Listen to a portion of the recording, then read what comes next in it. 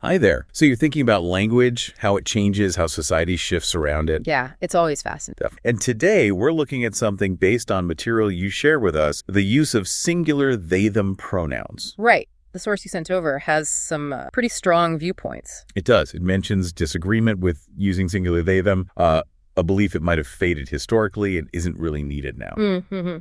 And worries, too, right, about being called homophobic for not using preferred pronouns. Exactly. And it points to he, him, and she, her being, available options. And there's that specific point about they, them not really being able to capture someone identifying with an opposite gender. Yeah, and even a comparison to cartoon characters, which is interesting. It is. So our goal here is really just to unpack these different perspectives presented in the source material, understand where they're coming from. Let's get into it. So the core disagreement seems to be around necessity. Exactly. The source expresses this skepticism, sort of asking, why use singular they, them when we already have established pronouns for individuals? It feels, unnecessary to them. And it's not just about having enough words, is it? It's also this grammatical point. Right. This feeling that they, them is plural, inherently so. So using it for one person feels like illogical. Oh. Especially if that person doesn't fit neatly into male or female category, a mismatch. That really highlights a viewpoint based on, let's say, a more traditional understanding of grammar.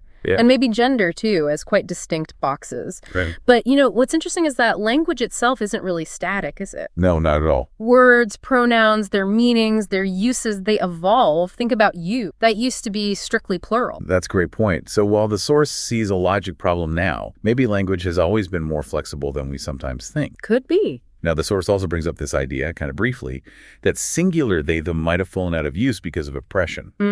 That's a crucial nuance, actually. Even though they argue against it now, mentioning that historical possibility suggests it wasn't always seen as grammatically wrong. Precisely. It implies that, what's considered correct language can be influenced by social power, by who gets heard. So societal acceptance plays a role in grammar itself, potentially. It raises that question, yeah.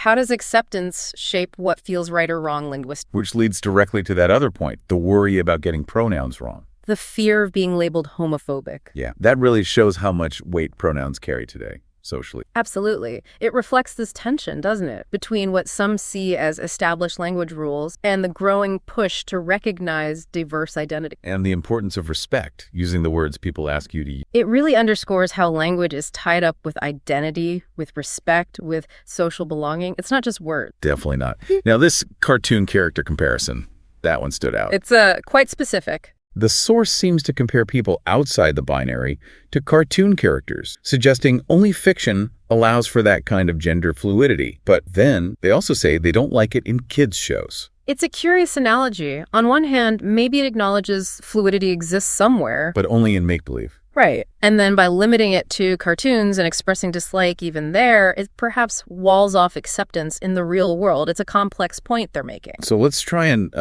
bring this together. The main arguments we've unpacked from the source are singular they-them feels unnecessary. Because he and she exist. And that a plural pronoun just logically can't represent one person or someone outside the male-female binary. Yeah, those are the core objections. But we also saw the source touch on that potential historical suppression. Even while arguing against its current use. And expressing that real anxiety about social consequences, like being called homophobic.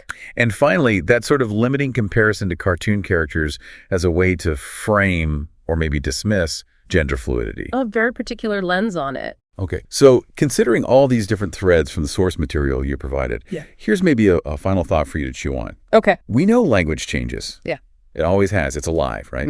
Constantly evolving. So how do our shifting understandings of society, of ourselves, of gender, of identity, how do these things ultimately shape the words we choose and how we understand something as personal as a pronoun?